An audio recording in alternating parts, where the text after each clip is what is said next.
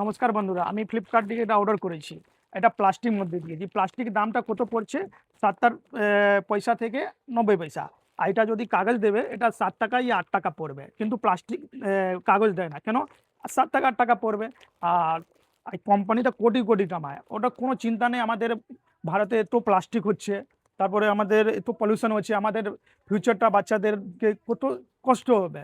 তো ওসব ভাবে না। আমাদেরকে আপনার জানি আপনাকে জিজ্ঞেস করতে পারবেন কি আপনার মার্কেট দেখে কিনেন। তো মার্কেট কি করে কিনবো?